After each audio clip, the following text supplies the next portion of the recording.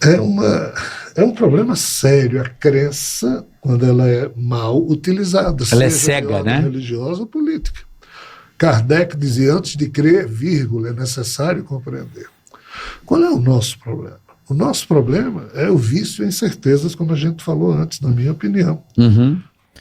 O interessante ele falar nesse vício em certezas. Não é incerteza, é certezas. Eu talvez usaria a expressão seria algo que nos causa sofrimento. E o que é esse vício em certezas na linguagem da psicanálise? Na época do Freud, e até um pouco depois dele, nós vivíamos num mundo de certezas, de seguranças, de coisas mais estáveis, de verdades mais estáveis. O que na psicanálise a gente vai chamar da lei, do falo, do nome do pai. E o que vem ocorrendo? O Lacan já percebeu isso, né, naquela época dele. Uma pluralidade do nome do pai.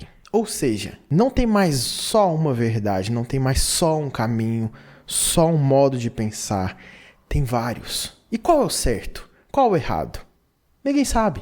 Talvez nem tenha. Tem vários certos, vários errados, ou tudo é certo. Ou seja, total insegurança. Estamos agora diante de incertezas. Talvez tenha a ver com o que o Nietzsche falou de Deus está morto, né? Nesse sentido também. E é isso que ele está falando. Somos viciados em certezas. E somos mesmo, porque somos seres finitos. Somos seres frágeis. Queremos segurança, sobrevivência total. E a gente se agarra com muita força nisso. Porque é difícil. É difícil lidar com tantas incertezas nesse época de pós-verdade, que alguns falam, né?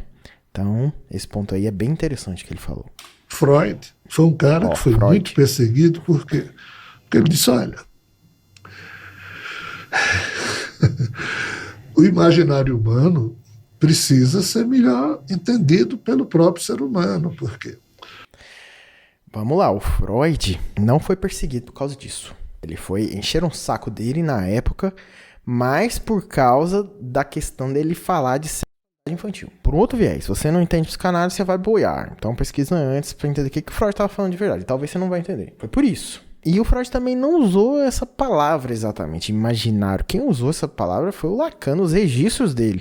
Imaginário simbólico real, que não tem nada a ver com isso que ele está falando aqui. O Freud usou, na verdade, a questão da fantasia, da realidade psíquica. E daqui a pouco a gente vai se aprofundar um pouquinho mais nisso. E quando ele está de novo, Freud, vamos lá. Porque uma criança... Recentemente eu estava fazendo uma palestra, acho que em Uberlândia, e alguém me perguntou, você reza? Eu disse, não. Rezei uma boa parte da minha vida, mas resolvi me livrar de toda e qualquer dependência, superstição. O respeito que eu tenho por Deus se dá num outro nível de processo, não nesse. Mas você acha que uma criança deve aprender a rezar? Eu digo, acho. Porque a criança, nesse mundo maluco que a gente vive, até para ela dormir... Tá vendo? Mundo maluco, ou seja, sem verdade, sem certezas. Ela precisa se sentir minimamente segura. Então, nada demais você ensinar, e eu ensinaria a filhos, netos, tipo aquela oração, Santo Anjo do Senhor, meu zeloso guardador. Você, quando reza aquilo, você vai dormir. E Freud dizia... Espera, me guarde, me governe e me ilumine. Isso, maravilha. É isso aí. Né? Agora, qual é o problema? O problema é que isso numa criança, no imaginário de uma criança, está ok. Quando essa criança chegar em idade adulta, ela vê o que fazer com isso. Mas se você chegar aos 90, Santo Anjo do Senhor, meu zeloso guardador, que a ti me confiou, aos 90 você dizer isso, e não ter ainda despertado seus próprios potenciais, e ainda depender de algo que está no seu imaginário, e que pode até existir na realidade. E eu penso que existem amigos espirituais que cuidam da gente. Claro. Mas que não podem resolver por a gente problemas que nos são próprios. A gente não pode delegar. Então, a crítica que Freud fazia ao chamar delírio dos adultos... Então, é muito interessante a crítica que ele está fazendo. Mas o Freud nunca usou a expressão delírio dos adultos. Nada a ver. Freud usava delírio no contexto de psicose, como estrutura, como uma forma de lidar com a foraclusão do nome do pai, e etc. Então, não, Freud não falou isso. Mas sim, esse ponto da responsabilização. autorresponsabilização.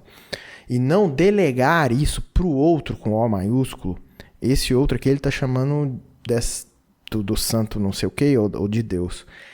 Isso sim é bem psicanalítico. Inclusive tem um caso do Freud que chama o caso Dora.